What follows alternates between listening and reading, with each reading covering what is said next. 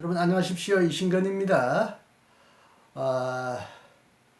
제가 지금 팟빵을 방송한 지 거의 이제 1년이 넘어가는데요. 지금은 이신건의 책 읽기, 예수님의 산상설교 해설을 하는 중에 다시 하나 새로운 꼭지를 여러분에게 만들어서 썼습니다.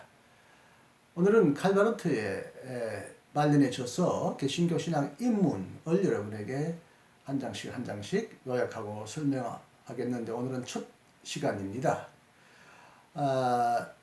이 책을 소개하기 전에 제가 평신도 신학연구소 공갈말에서 운영하는 팟빵 공갈신학당에서 공갈은 가짜란 뜻도 있겠지만 공감을 갈구하는 신학단이다 이런 뜻입니다.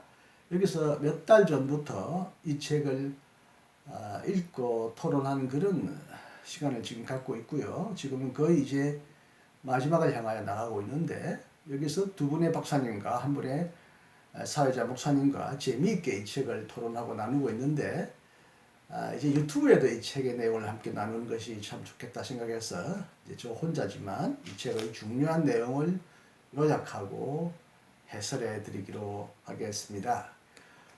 개신교 신학 입문이라는 이 책은 이미 오래전에 복음주의 신학 입문이라는 책의 제목으로 이현기 교수님이 번역하셨고 크리스천 다이제스트에서 출판된 적이 있었습니다만은 최근에 복 있는 사람 출판사에서 신준호 박사님의 번역을 통하여 다시 이제는 개신교 신학 입문이라는 제목으로 출판되었습니다. 왜 같은 책의 제목이 복음주의 신학 입문, 개신교 신학 입문 이렇게 다르게 나왔는지 조금 이따가 다시 설명드릴 기회를 갖겠습니다.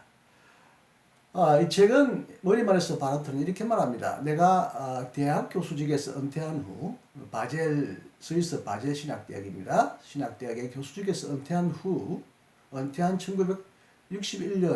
1962년 겨울 학기에 그러니까 칼바르트 교수님은 박사님은 1968년도에 돌아가셨으니까 약 6, 7년 전에 은퇴 이전에 나 자신을 대신해 그리고 아직 베일에 가려져 있는 나의 후임을 대신해 바르트의 교수직을 이어갈 후임을 무책하고 있었는데 아직 후임이 결정되지 않았거나 오지 않았기 때문에 또다시 세미나와 토론 수업과 강의를 맡게 되는 일이 벌어졌다. 여기에 사진에 올렸습니다만 하일리 오트 박사님이 그 이후에 칼바르트 교수직을 물려받아서 또 활발하게 활동하셨고 우리나라에는 신학해제, 김광식 교수님이 번역하신 신학해제로도 아주 잘 알려진 그런 분입니다. 이 작은 책의 내용은 그해 겨울학기 강의의 원고다. 이것은 내가 개신교 신학의 영역에서 5년간 학생으로 12년간 목사로 그 후 40년간 신학교수로 추구하고 배우고 주장했던 것에 대한 숙고다라고 말하고 있습니다. 여러분 잘 아시다시피 칼바르트는 어마어마한 분량의 책을 썼고요. 그것을 다 읽고 소화한다는 것은 거의 불가능에 가깝습니다만은 일단 또 문장과 논리도 매우 복잡합니다. 그래서 칼바르트를 제대로 이해하기란 보통 어려운 일이 아닙니다. 이것을 감안해서 칼바르트는 말년에 내 책이 너무 두껍다고 불평하는 사람이 있는데 이 책은 너무 이제 짧다고 불평할까 걱정이다. 그러나 이제는 좀 간단하게 설명해 보겠다. 그렇게 하면서 이 책을 강의록에 있는 내용을 옮겨서 출판하였는데요. 이 책은 이제 칼바르트 신학의 중요한 주제들을 항목 하나씩 다시 반복하고 요약하는 것이 아니라 그야말로 인문입니다. 아인피름 안으로 인도한다. 개신교 신학을 하기 위한 하나의 첫 걸음, 첫 출발로서 개신교 신학의 어떤 전반적인 특징과 방법론을 잘 설명해주고 있는 일종의 신학생들을 위한 하나의 연구 방법론, 연구를 위한 하나의 안내서라고 할 수 있겠습니다. 이런 책을 고맙게 쓰셨어요. 그가 주장한 수많은 신학적 주장들도 매우 우리가 눈여겨보고 읽고 토론할 가치가 있는 주제이지만 흔히 많은 교수님들이 이런 책을 쓰지 않습니다. 성서학자들은 종종 성서를 어떻게 연구할 것인가 라는 이런 그 연구 소적을 내지만 조신학자로서 이런 책을 내기는 매우 드뭅니다만은 참 다행하게도 칼바르트는 우리에게 개신교 신학의 근본이 무엇인지 이것을 어떻게 공부하고 연구해야 할 것인지에 대하여 아주 자세하고 친절한 안내를 해주었다는 점에서 참 칼바르트가 너무나 고마울 수밖에 없습니다. 바젤 1962년 3월 이 책이 출판할 때 머릿말로 썼던 내용을 여러분에게 이렇게 설명해 드립니다. 자, 첫째, 개신교 신학이란 무엇인가? 첫 강인데요. 여기서 이렇게 칼바르트는 시작합니다. 신학이란 예로부터 학문이라 불러온 인간적 시도들 중에 하나다. 신학도 하나의 학문이죠. 그리고 인간이 시도하는 인간의 노력의 산물이죠. 신학은 한 특정한 대상 혹은 그 대상의 영역을 대상 자체가 지시하는 방법을 통해 먼저 현상적으로 인지하고 그 의미를 이해한 후 그 대상의 존재적 영향력을 언어로 표현하려고 시도한다. 이미 첫 문장부터 조금 학문적으로 딱딱한 개념이 나옵니다. 현상적으로 인지하고 존재적 영향력 이런 표현을 쓰는데 쉽게 말하면 신학의 대상인 하나님을 연구하되 하나님이 지시하시는 가르쳐 주시는 혹은 가르치는 방법을 통해 하나님을 인지하고 인식하고 하나님이 누구신지를 그 뜻을 받아들이고 이해한 후에 그 하나님이 우리에게 끼치신 하나의 활동, 영향력을 이제 언어로 표현한다는 거죠. 그리고 신학이라는 단어는 자신의 주요 과제가 하나님이라는 대상을 인지하고, 인식하고, 깨닫고, 이해하고, 그 다음에 언어로 표현하는 것임을 나타낸다. 그래서 신학은 대단히 특수한 학문이다. 특수한 학문이다라고 바르트는 신학을 정의합니다. 그런데 바르트는 여기서 이렇게 말합니다. 의식적으로나 무의식적으로 자신의 신 혹은 신들을 가지고 있지 않은 사람은 없으며 그런 점에서 이미 신학자가 아닌 사람은 없다라고 말합니다. 모든 사람이 알든 모르든 의식하든 의식하지 않든 자신의 신을 가지고 있다. 그렇다면 모든 사람이 실질적으로는 다 신학자다라고 신학의 정의를 매우 폭넓게 설명합니다. 여기서 신 혹은 우리가 하나님이라고 할 때 하나님은 흔히 욕망과 신뢰의 대상, 우리를 속박하고 우리를 구속하고 우리에게 의무를 지우는 그런 근거가 되는 존재를 하나님이라고 말한다면 어떤 이런 욕망과 신뢰의 대상으로서 우리에게 구속과 의무를 주는 그런 근거로서의 신을 모시지 않는 그런 신을 의식하지 않거나 이해하지 않는 신은 사람들은 전혀 없다는 의미에서 실은 바르트는 모든 사람을 신학자라고 말합니다. 물론 신이 혹은 신성이 부정되는 경우도 있죠. 이것을 칼바르트는 무신론적 이데올로기라고 합니다.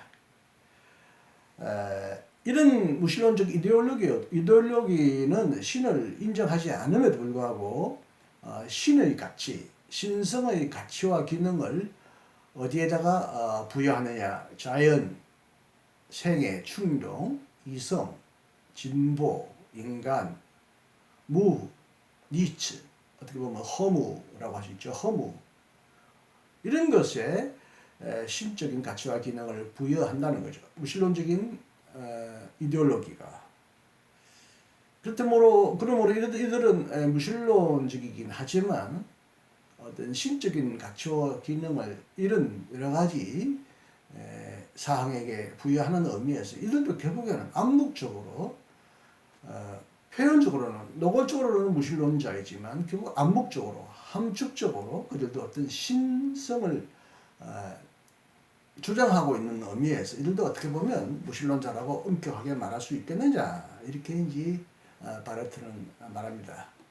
앞에서 말한 대로 인간이 자신의 욕망과 신뢰를 거는 대상 그리고 자신을 구속하고 자신에게 의무를 주는 대상이 있다면 그것은 다 무엇이라고 말하든 다 신이거나 신성의 가치를 지닌다는 거죠.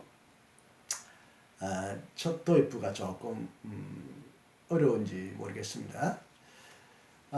자, 이 강의의 목적이 뭐냐? 이 강의의 목적은 그러한 많은 신학의 세계로 들어가서 수많은 신학의 세계로 들어가서 그 안에 있는 많은 신들을 역사적으로 비교하고 비판적으로 사변적으로 소개하는 것이 아니라는 거죠. 혹은 그 많은 신들 중에 하나를 선택해서 다른 모든 신들과 구분되는 이름과 지위를 인간이 부여하고 마지막으로 다른 모든 신들을 그 선택된 하나의 신에 종속시키거나 병렬시키는 것이 아니라 이 땅에 수많은 다양한 신들을 다 연구하고 어느 것이 더 우월한가 어느 것이 더 나은가 못한가 이렇게 서로 비교하고 선택하며 논쟁하는 것이 이 강의 목적이 아니라는 거죠. 그러한 신학들은 자기가 유일하게 옳다고 올바르다고 주장하지 않지만 자신이 그 중에 최고이며 가장 올바르다고 주장합니다. 이 땅의 모든 신학은 자신의 신학이 최고라고 주장하는 것은 우리가 다 이해할 수 있는 당연한 하나의 현상이라고 할 수 있겠죠. 물론 한 분이시며 홀로 참되고 현실적이시며 가장 높으신 하나님에 대한 최선의 신학, 다시 말해 유일하게 올바른 신학은 반드시 자신만이 올바르다고 여기고 그렇게 주장해야 한다라고 말합니다. 올바른 신학은 그 유일무이한 올바름을 증명해주는 영과 영적 능력의 인도하심을 받으면서 자신의 그러함을 반드시 확증해야 한다. 바르트는 많은 신들을 서로 비교하고 토론하고 어느 것이 더 우월한가 어느 것이 나은가 이렇게 논쟁하지는 않겠지만 모든 신들은 모든 종류의 신들은 다 자신의 우월성과 최고의 어떤 가치를 주장한다는 거죠. 그런 의미에서 신학도 자신의 신학이 최고고 유일하고 올바른 신학이라는 것을 주장해야 한다는 거죠. 그러나 바르트는 이와 같은 주장도 다음과 같은 전제를 분명히 내포하고 있어야 한다고 말합니다. 그러나 만일 그 신학이 자신의 신학이 최고고 유일무이한 올바른 신학이라고 하는 그런 자격을 스스로 사칭하고 혼자서 자기가 자기의 신학이 최고의 신학이라고 스스로 칭하고 그렇게 선포하려고 한다면 바로 그 점에서 자신이 그 유일무이하게 올바른 신학은 아니라고 폭로하는 셈이 된다. 인간이 자신의 주장으로 자신의 능력으로 자신의 신학이 최고의 유일한 신학이고 올바른 신학이라고 주장할 수 없다라고 하는 것입니다. 이것은 인간의 권한에 속하지 않다라고 바르트는 단호하게 여기서 잘라 말합니다. 자, 여기서 칼 바르트가 소개하려는 신학은 개신교 신학입니다. 근데 조금 전에 왜 책이 개신교 신학이고 복음주의 신학이고 이렇게 서로 다른 번역으로 나왔는가 하는 이 혼동의 혹은 착각의 근원은 바로 독일 말이 지닌 에반겔리시라는 이 용어 때문입니다. 에반겔리시는 에반겔리움, 복음에서 형용사죠. 복음적이다라고 말을 하는데 흔히 사람들은 복음주의적이다라고 이렇게 또 번역하면서 이 복음적이라는 말을 어떤 특정한 신학의 경향에 한정해서 써놓으려고 하는 사람들이 더 있는데요. 이 에반겔리시라는 표현은 모든 교단이 어떤 방식으로 존중하는 성서를 말합니다. 우선적으로 결정적으로 가르친다고 말합니다. 복음은 성서 안에 기록되어 있습니다. 성서적인 것입니다. 성서 안에 내포되어 있습니다. 그런 의미에서 성서를 가장 우선적으로 중요하게 생각하는 그것은 곧 성서적이요. 그래서 또한 복음적이라는 것입니다. 그래서 모든 프로테스탄트 신학에 흔히 말하는 프로테스탄트는 또 이제 프로테스트 저항하다 가톨릭 교회에 대하여 저항하면서 출생한 신학을 프로테스탄트 신학이라고 말하는데, 우리나라 말로 번역은 개신교 신학이라고 하지만 개는 개혁적인 의미라는 뜻이지만 사실은 저항하는 신학이라는 뜻인데, 가톨릭 교회에 저항하여 새롭게 출현한 개신교 신학, 모든 개신교 신학이 복음적인 개신교 신학은 아니다. 가톨릭 교회에 저항하면서 출현한 개신교 신학은 이 지구상에 수십 개, 어떻게 보면 수백 개의 신학으로, 교단으로 갈라졌기 때문에 모든 개신교 신학이 반드시 복음적인 신학은 아니라고 잘라 말합니다. 그러나 칼바르트에 의하면 성서를 우선적으로, 성서를 가장 중요하게 생각한다면 그것은 로마 교회도 동방정 교회도 어디에도 이런 복음적인 신학을 찾아볼 수 있다는 것입니다. 이제 에반겔리세 할 때 아까 말대로 복음적이라는 말인데, 종교개혁자들이 가톨릭 교회의 그 전통 우월주의, 전통을 강조하거나 특정한 교회의 이 인물을 지나치게 강조하면서 기독교가 변질되었다고 생각하고 가톨릭 교회를 개혁하고 나온 신학자들은 자기의 신학을 다 복음적 신학이라고 했고요. 즉 성서에 근거한 복음, 성서 안에 포함되어 있는 복음으로 돌아가자라는 그런 취지로 종교개혁을 일으켰는데, 그래서 복음적이라고 할 수 있는데, 이것은 이제 가톨릭과 대립된다는 의미에서 개신교 신학이라고 할 수 있지만, 또 근본적으로 이제는 신약 성서 안에 있는 에반겔리움, 복된 소식, 복음이라는 뜻, 그 정신을 되살리려고 했던 16세기 종교개혁의 신학을 다 포괄하는 신학이기 때문에 개신교적이란 말과 복음적이란 말은 서로 교환하여 쓸 수 있는 말일 수도 있다. 서로 상충되는 말이 아니다. 그런 의미에서 개신교 신학 입문이나 복음주의 신학 입문. 그러나 이제 복음주의란 말은 또 이제 근세에 이르러 비교적 개신교 신학 안에서도 또 특정한 종파, 조금 하나의 좀 신학적 흐름을, 운동을 탔던 그런 단체를 일컫는 말로 표현되었기 때문에 복음주의라는 말은 또 하나의 우리가 복음적이라는 말과 어느 정도 구분할 필요가 있다고 봅니다. 자, 여기서는 책 제목이 개신교 신학이라고 했기 때문에 이제 앞으로는 계속 개신교 신학인데요. 결국 그 내용은 복음적인 신학이라는 뜻입니다. 개신교 신학은 여기서 다시 말하듯이 복음의 하나님을, 즉 복음 안에서 스스로를 알리시고 인간에게 말씀하시며 인간들 사이에서 인간에게 행동하시는 하나님을 인지하고 이해하고 언어로 표현한다. 바로 그 하나님이 인간적 학문의 대상이 되시는 곳, 바로 그분이 그 신학의 근원과 규범이 되시는 사건이 발생하는 곳에 개신교 신학이 존재한다. 그렇게 말을 합니다. 갑자기 어떤 업데이트하라는 화면이 떴군요. 개신교 신학은 복음의 하나님을, 다시 말씀드리면 복음 안에서 스스로를 알리시고 인간에게 말씀하시며 인간들 사이에서 인간에게 행동하시는 하나님을 인지하고 이해하고 언어로 표현한다. 바로 그 하나님, 스스로를 알리시고 인간에게 말씀하시는 그 하나님을 학문의 대상으로 삼는 그곳에 개신교 신학이 존재한다는 거예요. 바로 그 하나님이 자신을 스스로 알리시고 인간 사이에서 행동하시는 그 하나님을 신학의 근원과 규범으로 삼는, 혹은 규범이 되는 그 사건이 발생하는 바로 그곳에 개신교 신학이 존재한다. 바로 여기서 바라트 신학의 아주 중요한 출발점, 특징을 우리는 여기서 분명히 볼 수 있습니다.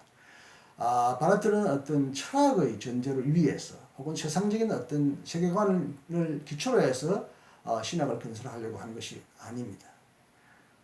어떠한 인간적인 출발점이나 전제나 철학이나 사상이나 개념으로부터 출발하는 것이 아니라 성서 안에서 우리에게 자신을 알리시고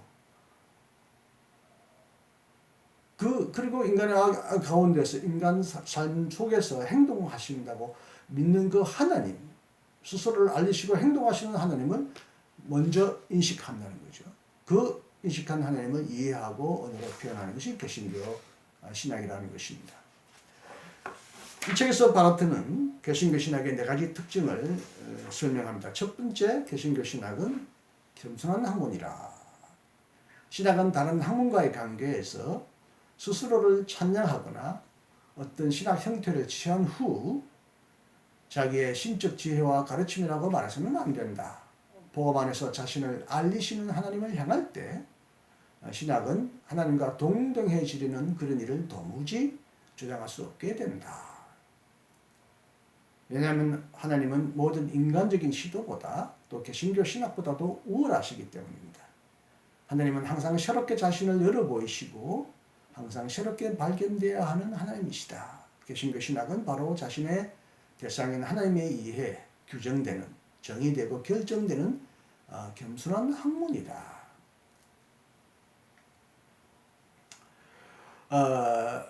다시 여기서 반복적으로 말하듯이 바라트에게 신학은 스스로 자신을 복음 안에서 알리시는 하나님을 향하게 되는데, 그럴 때라도 자신의 신학이 절대적이다. 오직 유일하시고 절대적이신 하나님과 어떤 동등한 가치를, 동등한 품위와 권위를 가지고 있다라고 주장할 수 없다는 것입니다.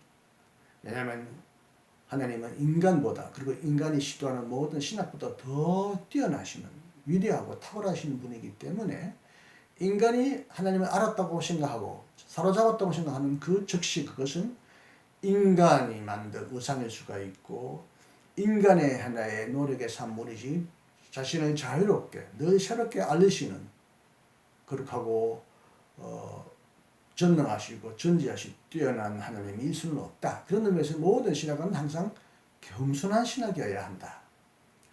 자신의 신학을 절대시할 수 없다라고 보는 거죠. 어떤 신학도 하나님과 같은 동등한 위치에 서려고 할 수는 없다는 것입니다. 신학은 하나님을 가리키는 하나의 인간의 시도이라는 것입니다. 달을 가리키는 손가락일 뿐이지 손가락 그 자체가 달이 아니며, 신학이 하나님의 모든 것을 다 알았다고 자임하거나 자처할 수 없다는 것입니다. 카라트는 인간이 만들어낸 모든 이성적인 문화적인 신을 다 파괴한 후에 복음 안에서 들려오는 그리스도 안에서 우리에게 계시된 하나님을 설명하려고 일평생 어마어마한 책과 논문을 썼지만 말년에 칼바라트는 이런 말을 했습니다. 나를 절대화하지 말라. 나는 바르티아너, 영어로 보면 바르티안, 독일말로 바르티아너. 나는 바르트주의자가 아니다. 만약 내가 쓴 이 거대한 교회학을 등에 지고 하나님 앞에 간다면 아마 천사들도 깔깔깔깔 웃었을 것이다. 나의 모든 이 책은 다 하늘나라의 창고에 집어넣어도 될 것이다. 내가 하나님에게 할 수 있는 유일한 말은 오직 한마디. 오 하나님, 나를 불충한 죄인을 용서해 주시옵소서. 불쌍히 여겨 주시옵소서. 흔히 이제 인간이 만든 신학이 절대적이라고 착각하는 많은 그런 폐쇄적이고 보수적인 신학자들은 자신이 그려낸 하나님, 자신의 믿는 하나님을 너무나 절대시한 나머지 이 땅에 있는 수많은 다른 신학도 완전히 배타시하고 이단시하고 정지할 뿐만 아니라 자기를 너무나 절대시한 나머지 어떻게 보면 자기가 마치 하나님과 같은 위치에 올라서 있는 것처럼 교만한 신학자들이 있습니다. 그런 신학자들이 만약 하나님 앞에 섰을 때 뭐라 그러겠습니까? 바르트처럼 나의 학문은 쓰레기와 같은 참으로 상대적인 별 가치가 없는 별 볼일 없는, 내가 그냥 최선을 다하여 하나님을 믿고 존경하려고 존중하고 예배하려고 기록했지만 이것은 결코 하나님의 흔히 세례요한이 예수님의 출현을 예고하면서 예수님의 신들매도 신의 끈도 못 메고 풀겠다, 이렇게 나는 쇠하여야 하고 예수님은 흥하여야 한다고 하는 세례요한의 이 겸손한 태도처럼 하나님 앞에서 나의 모든 것은 하나님을 설명하려고 했지만 내 것은 사라져야 합니다. 진정한 하나님이 이 땅에 오시면 내 것은 다 쓰레기요 죄요 먼지입니다라고 말해야 될 텐데 내가 믿는 하나님은 절대적인 하나님이다라고 그렇게 막 자랑하다가 진짜 하나님이 나타나면 어떻게 되겠습니까? 바르트처럼 자신을 철저히 상대화하고 낮추거나 아니면 당신은 진짜 하나님이 아닙니다. 당신은 내가 믿는 하나님이요 절대적인 하나님이 아닙니다. 당신은 잘못된 하나님입니다. 사라지십시오. 당신은 진짜 하나님이 아닙니다 하고 진정한 하나님조차 배격할 수 있는 오류에 빠질 수 있는 가능성이 있지 않겠습니까? 바르트가 개신교 신학의 특징을 무엇보다도 겸손한 학문이라고 말한 것은 참으로 의미가 깊습니다. 내 신학은 복음적이다, 성서적이다, 정통적이다. 아무리 그렇게 말한다고 해도 우리의 신학은 절대적인 신학은 아닙니다. 하나님과 동등한 위치에 설 수 있을 만큼 무오류하고 오류가 없는 완전한 신학은 없습니다. 신학은 항상 불완전한 나그네의 신학이요 그림자의 신학입니다. 이런 의미에서 바르트의 겸손한 태도 그리고 모든 사람들이 또한 그처럼 하나님 앞에 겸손해야 한다는 것을 배우게 됩니다.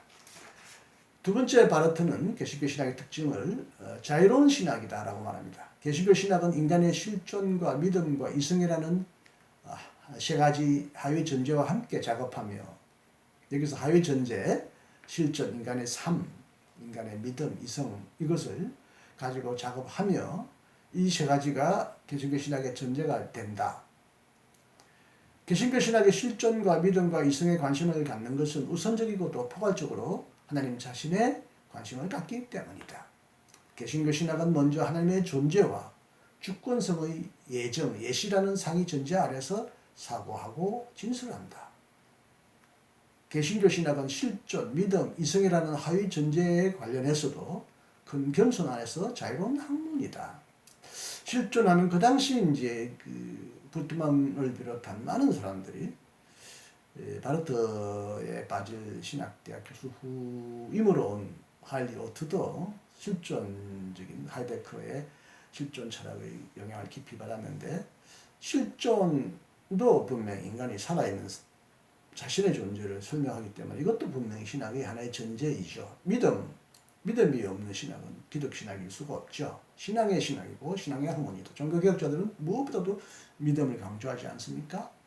그리고 이제 바르트가 자라나던 그 당시 신학은 이성의 위대함이나 이성의 가치를 매우 높이 평가하던 시대였는데 바르트는 이것들을 신학을 하기 위한 하나의 도구로서 전제로서 필요하다는 것을 받아들이지만 이것은 절대적인 하나님의 살아계신 하나님에 대한 믿음의 하위에 있는 것이지 그것이 이제 더 우월한 전제라고 말할 수는 없다라고 하는 의미에서 이 실존, 믿음, 이성도 하나의 하위 전제라고 말하고 있습니다.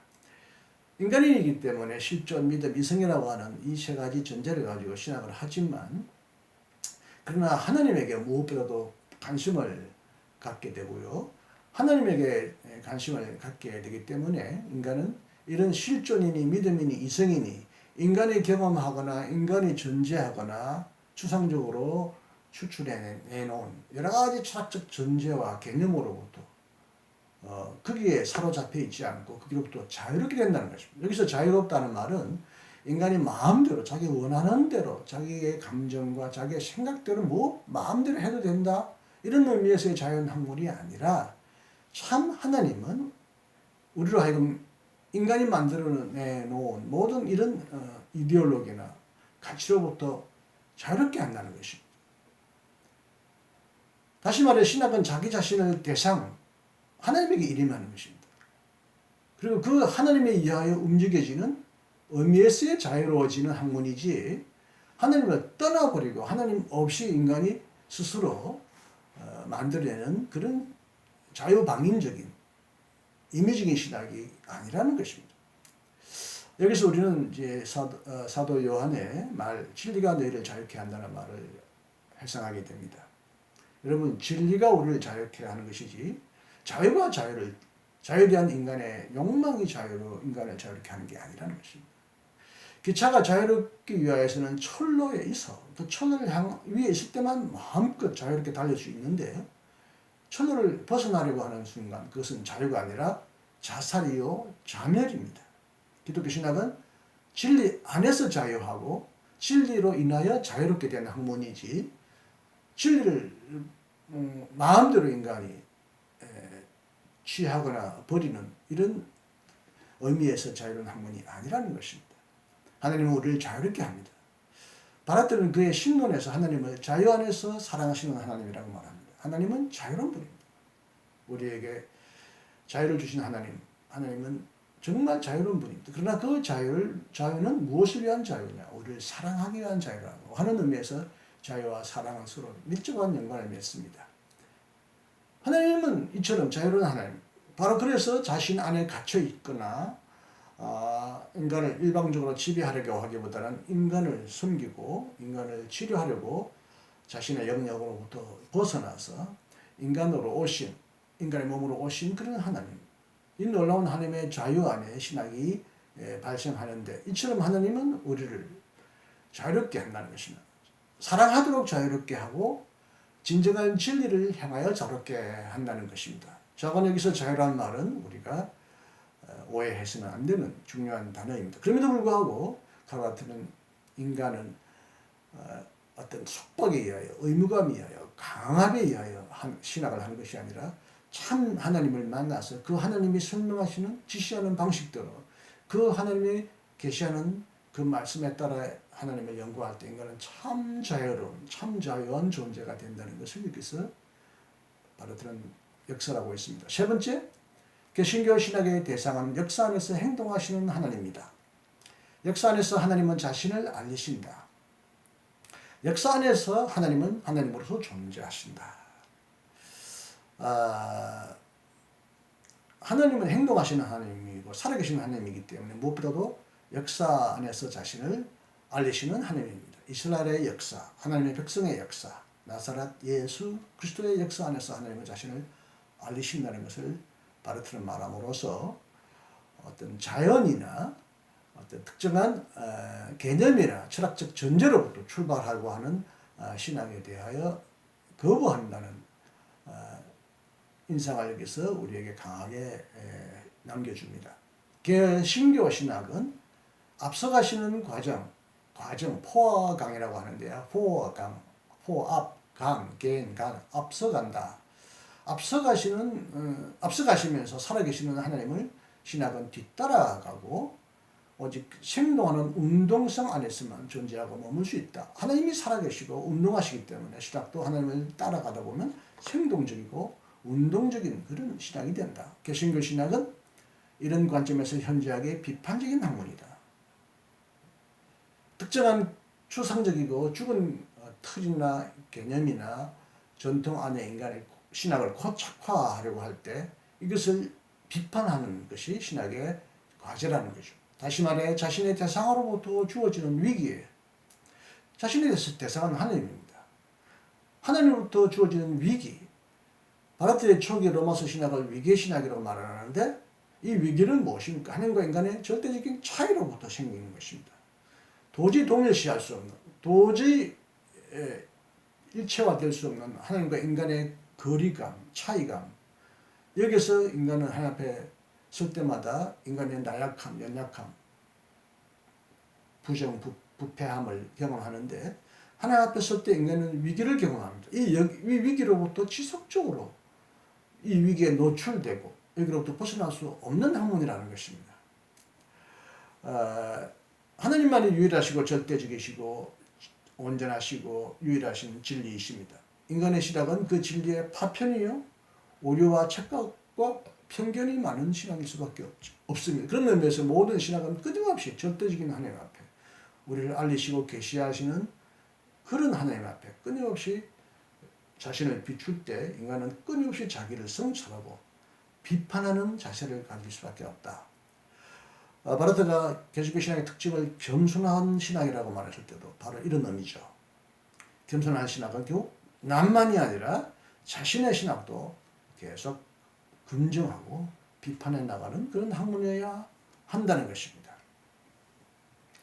네 번째 개신교 신학의 특징은 복음적인 신학이라는 것입니다.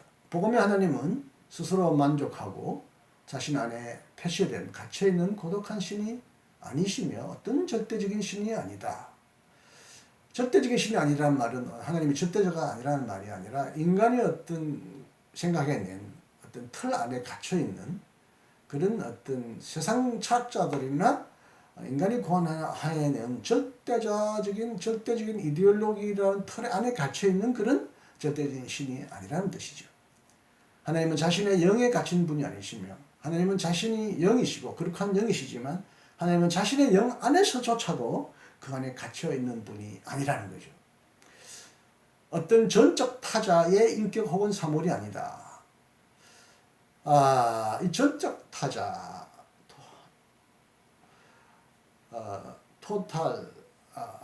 토탈리타 알리터, 전적인 타자다라는 말은 바라흐트의 로마서 주석 2판에서 자주 나오는 말입니다. 인간과 하나님의 절대적인 차이, 절대적인 구분을 말하면서 하나님을 전적으로 타자다, 전적으로 다른 분이라고 초기에 말했는데 후기에 이 말을 다시 끌어와서 이제는 그것을 부정하는 듯이 말하는 것이 무엇이겠습니까? 전적 타자란 말은 인간 대상, 인간의 바깥에 얻은 영역에, 배치된 영역에 머물러 계시고 인간과 완전히 남랑으로 동떨어져 계시고 인간과 절대 상관하지 아니하시고 인간에게 참여하지 않는 그런 어떤 특정한 영역과 관념에 갇혀있는 그런 하나님을 말합니다. 초기에 바르트가 하나님을 전적인 타자라고 말했을 때도 그 하나님은 그렇게 하늘에만 계신 하나님이 아니라 인간에게 출현하시고 인간에게 들어오시는 하나님입니다. 단 그 들어오시는 하나님은 인간이 사로잡거나 인간의 개념으로 완전히 파갈 수 없다는 의미에서 하나님의 초월성, 그룹성을 강조할 때 하나님을 전적 타자라고 말했지만 후기에는 여러분 하나님의 성육신, 인간으로 오신 하나님이라는 전제 아래서 하나님은 어떤 초월적인 거룩한 영역 아니면 신성의 영역의 태도 안에서 홀로 위엄을 받으시고 존귀하시는 그런 하나님이 아니라 스스로 이 땅에 내려오시고 비천한 인간의 삶으로 내려오셔서 우리를 그의 친구로 삼아주시고 우리의 구주가 되시고 우리와 함께 오신 그런 하나님이라는 의미에서 저 멀리 계신 하나님이 아니라 우리와 가까이 오신 하나님, 그런 하나님이라는 것입니다. 바로 그 뒤에 문장이 바로 이런 얘기를, 이 뜻을 설명합니다. 하나님은 자유 안에서 자유롭지만 바로 그 자유 때문에 인간 옆에 혹은 위에만 계실 뿐만 아니라 인간 곁에 인간과 함께 계시는 하나님, 무엇보다도 인간을 위한 하나님, 인간을 찾아오신 인간을 위한 하나님이 되셨다는 것입니다. 신학이 되시는 하나님은 높이 계시지만 자신을 낮추신 하나님입니다. 그분은 그런 의미에서 인간에게 참으로 좋으신 선하신 하나님입니다. 은혜로운 하나님입니다. 이런 관점에서 개신교 신학은 율법적인 신학이 아니라 우리와 함께 계시는 하나님을 다루는 복음적인 신학이다. 복음적이란 말은 기쁜 소식, 즐거운 소식. 신학은 즐거운 신학이다. 우리를 율법이나 어떤 특별한 틀 안에 강제하시는 그런 무시무시한 인과응보, 기계적인 율법적인 하나님이 아니라 우리에게 찾아오시고 우리를 친히 치료하시고 구원하시고 우리를 불쌍히 주시고 우리를 그의 나라로 초대하시는 참으로 좋으신 하나님, 복음적인 하나님, 참 기쁜 하나님, 즐거운 소식을 전해주시는 그 자체가 복음으로 오시는, 복음의 능력으로 오시는 하나님이기 때문에 개신교 신학의 결국 마지막 해답은 복음적 신학이라는 것입니다. 바르트는 초기에 그 비판적인 태도와 달리 후기로 갈수록 매우 긍정적이고 기쁨을 강조하는데, 물론 신학은 하나님 앞에서는 끊임없이 자기 자신을 낮추고 겸손하고 비판적인 학문이어야 한다는 것. 그럼에도 불구하고 비판이 비판을 위한 것이 아니고 비판이 모든 신학의 끝이 아니라 전국적으로는 긍정, 부정이 아니라 우리를 긍정하시고 세상 만물을 새롭게 긍정하시는 그런 복음적인 하나님을 우리는 믿기 때문에 기독교 개신교 신학은 궁극적으로 즐거운 신학, 행복한 신학, 아름다운 신학, 복음적 신학일 수밖에 없다는 것을 바르트는 여기서 강조합니다. 제 설명이 좀 어려웠는지 모르겠습니다. 앞으로도 좀 어려운 내용이 나올 수 있겠습니다만 최대한도로 제가 이해하는 능력 안에서 쉽게 설명해 드리도록 노력하겠습니다. 바르트의 개신교 신학 입문 첫 서문 처음에 나오는 개신교 신학이란 무엇인가를 여러분에게 설명드렸습니다. 다음 시간에도 여러분 다시 만나기를 바랍니다. 들어주셔서 끝까지 감사합니다. 안녕히 계십시오. 감사합니다.